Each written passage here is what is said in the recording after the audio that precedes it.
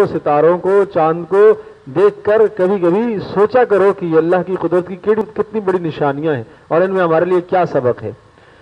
تو پہلی آیت کے اندر اللہ پاک نے اس بات کو متنبہ ہمیں فرمایا کہ ان نشانیوں کو دیکھ کر منہ نہ موڑا کرو، بلکہ ان نشانیوں سے سبق حاصل کرو۔ دوسری بات ذکر فرمائی، افامنوا ان تأتیہم غاشیۃ من عذاب اللہ او تأتیہم الساعۃ بغتہ، کہ کیا اس بات سے تم مطمئن ہو گئے ہو کہ اللہ پاک کے عذاب کا کوئی ٹکڑا اچانک آئے اور تم رات کو غفلت کی نیند سو رہے ہو اور اچانک زمین کو زلزلہ نے پکڑ لیا اور زلزلے کی وجہ سے زمین کے اندر تھرتھراہٹ اور حرکت ہوئی اور تم موت کی آغوش میں چلے گئے اور تمہارا خاتمہ ہو گیا؟ کیا تم اس بات سے مطمئن ہو گئے ہو اللہ پاک قادر نہیں ہے کہ آسمان سے تمہارے پر عذاب کا ٹکڑا نازل کرے؟ یقیناً اللہ پاک قادر ہے۔ تو جب آدمی گناہ کرے اور گناہ کا جی چاہے تو اللہ کے اس حکم کو سوچے اور اللہ پاک کے اس کلام میں غور کرے کہ کیا تم اس بات سے بے خوف و خطر ہو گئے ہو جس اللہ کی تم نافرمانی کرنے بیٹھے ہو، جس اللہ کی نافرمانی کرنے تم جا رہے ہو، کیا وہ قدرت نہیں رکھتا کہ آسمان سے تمہارے پر عذاب گرائے؟ قدرت رکھتا ہے۔ یا او تأتیہم الساعۃ بغتۃ، یا تمہیں ایسی سزا دے کہ اچانک تمہاری موت واقع ہو جائے، قیامت قائم ہو جائے۔ اور قیامت حدیث پاک میں آتا ہے من مات فقد وقعت قیامتہ، جو آدمی مر گیا اس کی قیامت قائم ہو گئی، اس کی قیامت قائم ہو گئی۔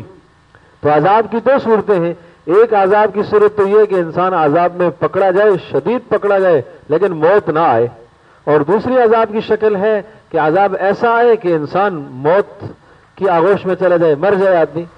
تو عذاب کی دونوں شکلیں ہیں، دونوں صورتیں ہیں عذاب کی۔ تو فرمایا کہ تم عذاب سے، اللہ پاک کے عذاب سے کیوں مطمئن بیٹھے ہو، کیوں مطمئن بیٹھے ہو اور کیوں تم بے خوف و خطر ہو گئے ہو؟ وہم لا یشعرون، اللہ تبارک و تعالیٰ کا عذاب ایسا آئے گا کہ تمہیں شعور بھی نہ ہوگا، تمہیں احساس بھی نہ ہوگا کہ اللہ پاک کا عذاب کس جانب سے آیا۔ تو عرض یہ کر رہا ہوں کہ ان دو آیات بینات میں دو باتوں کی طرف اشارہ فرمایا۔ پہلی آیت بینہ میں کیا ہے کہ اللہ کی قدرت کی نشانیوں کو دیکھو اور اس سے سبق حاصل کرو، یہ مضمون ہے کہ اللہ پاک کی قدرت کی نشانیوں کو دیکھو اور اس سے سبق حاصل کرو۔ کہاں نشانیاں ہیں؟ آسمانوں میں۔ کہاں نشانیاں ہیں؟ زمینوں میں۔ آسمانوں میں کیا نشانیاں ہیں؟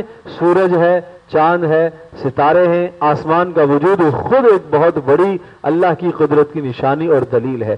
ان میں کیا نشانیاں ہیں؟ یہ سمجھو کہ جس مالک اور خالق نے اتنے بڑے اجرام اور اتنے بڑی جسامت کے مالک ان چیزوں کو بنایا ہے، وہ اللہ پاک خود کتنی عظمت اور بڑائی اور کبریائی والا ہوگا۔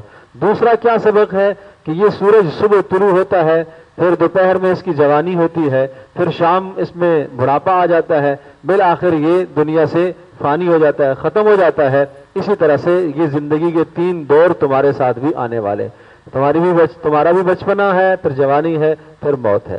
چاند یہی سبق مہینے میں پورا کر کے سناتا ہے، یہی سبق ہمیں دیتا ہے، ستارے یومیہ یہ سبق ہمیں بتاتے ہیں۔ تو ان سب چیزوں کو دیکھ کر عبرت حاصل کرو۔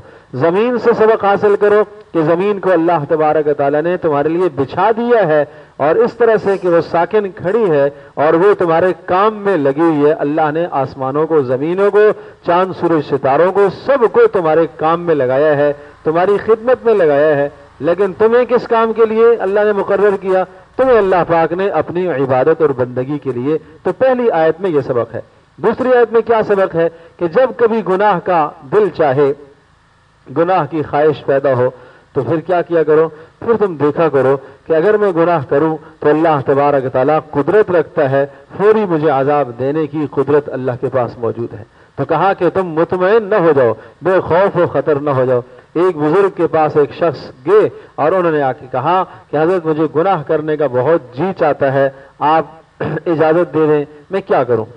تو حضرت نے فرمایا یہ تو بہت آسان عمل ہے، تم ایسا کرو کہ چند باتوں کا اہتمام کر لو پھر گناہ کر لو، چند باتوں کا خیال رکھو اور پھر گناہ کر لو۔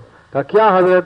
کہا جس دن کھانا کھاؤ، روٹی کھاؤ اللہ پاک کی، اس دن اللہ کی نافرمانی نہ کرنا۔ جس دن اللہ پاک کا دیا ہوا رزق کھاؤ اس دن تم اللہ کی نافرمانی نہ کرنا۔ اس لیے کہ تمہیں اس بات سے حیا اور شرم آنی چاہیے کہ اللہ کا دیا ہوا کھایا اور نافرمانی اسی کی اور فرمایا جس دن گناہ کرنے کا دل آئے جی چاہے تو پھر یہ کر لینا کہ زمین پر گناہ نہ کرنا، اس لیے کہ زمین اللہ کی ہے۔ اللہ پاک قادر ہے کہ اس زمین کو حکم دے اور تجھے اندر دھسا دے، پکڑ لے، زمین پہ گناہ نہیں کرنا، پھر کہیں اور چلے جانا۔ تو کہاں جائے گا آدمی؟ یا معاشر الجن والانس ان استطاعتم ان تنفذوا من اقطار السماوات والارض فانفذوا، اے انسانوں، اے جنوں، اگر تم چاہو کہ زمین آسمان کے بیچ سے نکل جاؤ تو نکل کے تو دکھاؤ، کہاں جاؤ گے؟ کہاں جاؤ گے؟ اللہ کی خدائی، اللہ کی قدرت سے انسان باہر نہیں جا سکتا۔ تو فرمایا جہاں بھی تم گناہ کرو گے وہ اللہ کی زمین ہوگی، اور اس زمین کے اندر تمہارا ریکارڈ محفوظ ہو جائے گا۔ ہاں، اس خطے میں تمہارا ریکارڈ محفوظ ہو جائے گا، قیامت کے دن وہ زمین کا ٹکڑا گواہی دے گا۔ تو پھر کیسے، کیوں نافرمانی کرو گے؟ تو اس نے کہا کہ بس میں توبہ کرتا ہوں، آج کے بعد میں گناہ کے قریب نہیں جاؤں گا، نافرمانی نہیں کروں گا۔ تو اللہ پاک ہم سب کی حفاظت فرمائے۔ تو یہ سبق دیا گیا کہ جب گناہ کا احساس پیدا ہو، شعور دل میں آئے، خیال آئے، وسوسہ آئے، تو اللہ کے عذاب کو سوچا کرو۔ یہ گناہ کے چھوڑنے کا یہی حل ہے کہ آدمی اللہ پاک کے عذاب کو سوچے، موت کو سوچے کہ مجھے مرنا ہے، مجھے اللہ کے سامنے جواب دہ ہونا ہے۔ دو طرح کے عذاب ہیں، ایک عذاب دنیا میں ایسا آتا ہے جس سے انسان کو موت واقع نہیں ہوتی لیکن شدید پریشانی میں مبتلا ہو جاتا ہے، وہ عذاب رزق کی تنگی کا بھی ہو سکتا ہے، وہ عذاب شدید بیماری کا بھی ہو سکتا ہے، وہ عذاب کسی خوف و خطرے کا بھی ہو سکتا ہے، اور وہ عذاب زمین سے واقع ہونے زلزلے کا بھی ہو سکتا ہے جس سے عزیزوں کی، رشتہ داروں کی، جاننے والوں کی اموات واقع ہو جائیں، یہ بھی عذاب ہے۔ اور ایک عذاب یہ کہ انسان خود دنیا سے ختم ہو جائے، آدمی پر موت آ جائے، اور نہ معلوم جب موت آ جائے تو کلمہ بھی نصیب ہو یا نہ ہو، نہ معلوم جب موت آ جائے تو خاتمہ ایمان پر ہو یا نہ ہو، کیا پتہ کس حالت میں موت آ جائے۔ اللہ پاک سے یہ مانگا کرو کہ اللہ پاک ہم سب کا خاتمہ ایمان پر فرمائے۔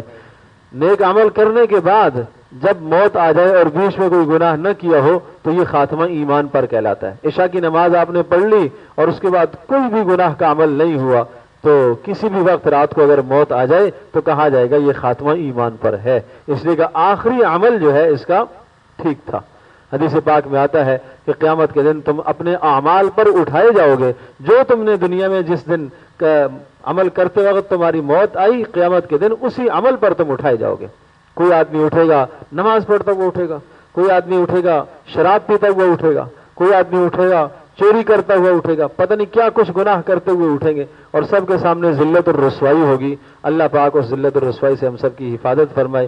تو بس صرف دو باتیں ان آیات میں، ایک اللہ کی قدرت کو اور نشانیوں کو دیکھ کر نصیحت حاصل کرو، اور دوسرا جب عذاب کا خیال دل میں آوے اور دل میں عذاب کا وسوسہ، دل میں خیال آئے گناہ کا، تو اللہ پاک کے عذاب کو سوچو۔ اللہ تبارک و تعالی ہم سب کے لیے عمل کرنا آسان فرمائے۔